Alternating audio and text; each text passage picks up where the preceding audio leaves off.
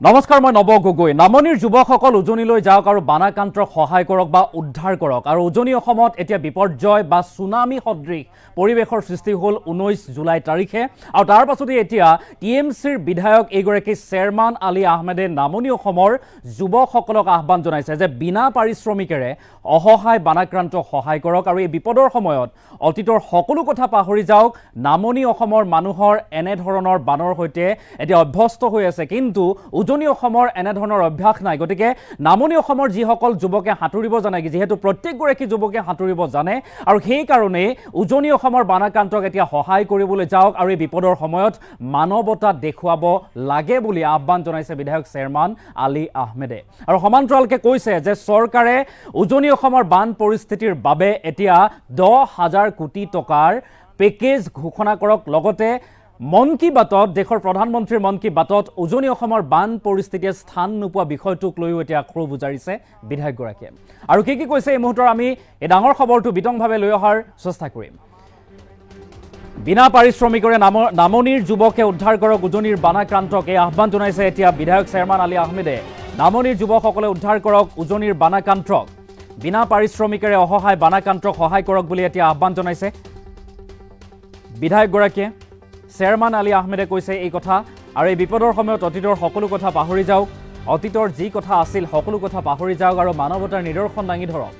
নামনি অসমৰ মানুহে এনেধৰণৰ বানৰ সৈতে অভ্যস্ত, কিন্তু উজনি অসমৰ মানুহসকলে বান পৰিস্থিতিৰ সৈতে মোকাবিলা কৰাৰ অভ্যাস নাই। গতিকে সকলো যাওক, নামনিৰ যুৱকসকলে নিজৰ খাদ্য সামগ্ৰী যোগাৰ কৰি নামনি অসমৰ যুৱকসকল উজনিলৈ ধাৱমান হওক আৰু তেখেতসকলক সহায়ৰ হাত আগবঢ়াওক। নামনিৰ যুৱকক এতিয়া মানৱতা দেখুৱাবৰ বাবে আহ্বান জনাইছে বিধায়ক চেয়াৰমান আলী আহমেদে।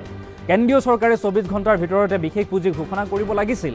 চৰকাৰৰ সিদ্ধান্তক লৈও বা চৰকাৰে এই সন্দৰ্ভত এতিয়ালৈকে কোনো স্থিতি নোলোৱাক লৈও মাত মাতিছে বিধায়কগৰাকীয়ে। প্ৰধানমন্ত্ৰীৰ মন কী বাতত অসমৰ বান পৰিস্থিতিয়ে স্থান নোপোৱা বিষয়টোক লৈও সৰব হৈছে বিধায়কগৰাকী। উজনিৰ বান পৰিস্থিতিৰ বাবে অসম চৰকাৰে 10,000 কোটি টকাৰ পেকেজ ঘোষণা কৰক বুলি উল্লেখ কৰিছে। উজনিৰ বান পৰিস্থিতিক লৈ এনেদৰে মন্তব্য TMCৰ বিধায়ক চেয়াৰমান আলী আহমেদৰ। আমি পুনৰবাৰলৈ কৰিছোঁ, নামনিৰ যুৱকসকলে উদ্ধাৰ কৰক উজনিৰ বানাক্ৰান্তক। উজনিত বানপানী নহয়, এয়া আছিল চুনামি। উজনিত এতিয়া হাহাকাৰ পৰিস্থিতি, বিপৰ্যয়ে দেখা দিছে। বিলাই বিপত্তি হৈছে লোকসকলৰ, সকলোৰে মাজত হাহাকাৰ পৰিস্থিতিয়ে বিৰাজ কৰিছে।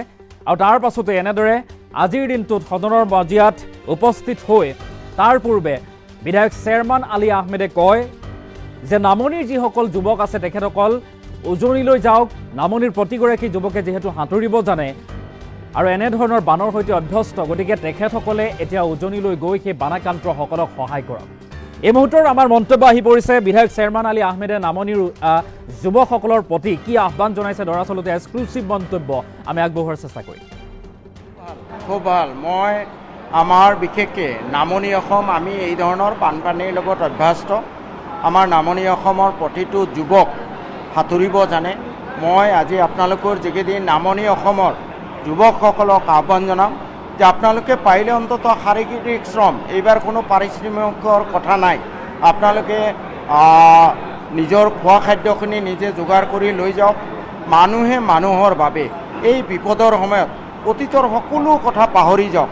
আমি সকলোৱে মানুহ, আমাৰ নামনিৰ ল'ৰা ছোৱালীবোৰ যিমান পাৰে যাব লাগে তাত। আমাৰ এই উদ্ধাৰ কাৰ্য বা বোকা পৰি আছে এইবোৰ চাফা কৰি দিব লাগে। আমি মানৱতাৰ প্ৰদৰ্শন কৰিব লাগে। উজনি অসমত আমি কাহানিও নেদেখা যি দুৰ্যোগ 19 জুলাইত আৰম্ভ হ'ল। পেপাৰে পত্ৰই প্ৰত্যেক দিনাই ওলাই আছে যে প্ৰত্যেক দিনেই মৰাশ ওলাই আছে। বোকাৰ তলত আৰু বা কিমান মৰাশ পৰি আছে। আজি 9টা দিন পাৰ হৈ গ'ল। কেন্দ্ৰীয় চৰকাৰে 24 ঘণ্টাৰ ভিতৰত বিশেষ পুঁজি ঘোষণা কৰিব লাগিছিলে।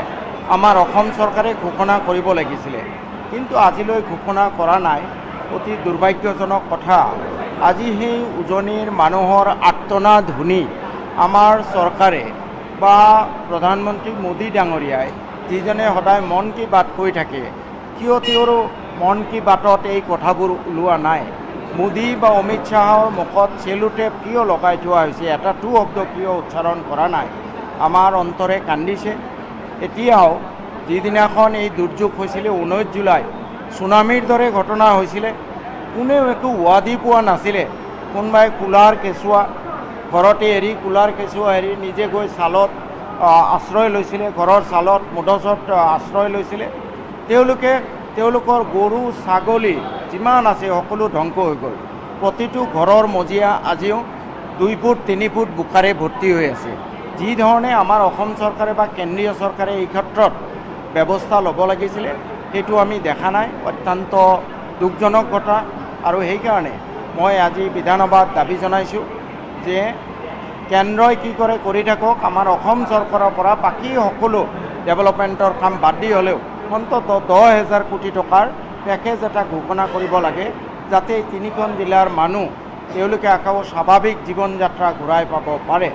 আৰু কেন্দ্ৰীয় চৰকাৰকো আমাৰ ষ্টেট চৰকাৰে দাবী জনাব লাগে যে আমাৰ প্ৰধানমন্ত্ৰী ডাঙৰীয়া, গৃহমন্ত্ৰী ডাঙৰীয়া কিয় নিশ্চুপ হৈ আছে? আমাৰ অকল ৰিচোৰ্চবোৰহে লাগে নেকি তেওঁলোকক? অসমৰ বিপদৰ সময়ত কিয় তেওঁলোকৰ মুখৰ মাত একাৰি শুনিবলৈ পোৱা নাই? 9 দিন পাৰ হৈ গ'ল। Enough, it is enough is enough. So' within 48 hours গোটেই আমাৰ NDRF SDRF টিম তাত উগুৰি খাই পৰিব লাগিছিলে। আমি দেখিছোঁ NDRF SDRFে উদ্ধাৰৰ কাৰণেও বিশেষ কোনো কাম কৰা নাই। আমাৰ কিছু যুৱক ল'ৰাই তাত নিজা স্বইচ্ছাই তেওঁলোকে উদ্ধাৰৰ কাৰণে ব্যৱস্থা কৰিছিলে, চেষ্টা কৰিছিলে। আৰু সেই প্ৰক্ৰিয়াৰ সময়ত এজন উদ্ধাৰকাৰী ল'ৰাও নিজে মৃত্যুমুখত পতিত হ'বলগীয়া হৈছে। কিমানজন মাতৃৰ আজি বুকু সুদা হ'ল, কিমানজন পিতৃৰ আজি সন্তান হেৰুৱাবলগীয়া হ'ল। ইয়াতকৈ দুৰ্যোগ এবাৰ বলবলাত হৈছিলে, অসমত বোধহয় আৰু হোৱা নাই। গতিকে সেইকাৰণে মই তৃণমূল কংগ্ৰেছৰ দলৰ ফালৰ পৰা মই মোৰ নিজৰ 1 মাহৰ দৰমহা পাৰিলে মই আজমল চাহাবৰ নিচিনা পইচা থকা হ'লে আজি মোৰ অন্তৰাত্মাই কৈ আছে ময়ো কোটি টকা দিব পৰা হ'লে ভাল আছিলে। কিন্তু অন্ততঃ মোৰ প্ৰাণৰ আকুতি, মোৰ অন্তৰাত্মাক অকণমান হাত কৰিবলৈ 1 মাহৰ দৰমহা মই দিছোঁ আৰু 10,000 কোটি টকা দাবী জনাইছোঁ। আৰু তাৰ লগতে বিধানসভাৰ অধ্যক্ষ মহোদয়ৰ জৰিয়তে নেতৃত্ব গোটেই এছেম্বলি টিমটো এবাৰ তাত গৈ পেলাই পৰিস্থিতিৰ বুজ ল'ব লাগে আৰু সেই হিচাপে অসম চৰকাৰক দাবী জনাব লাগে। খুব ভাল। মই আমাৰ বিশেষকৈ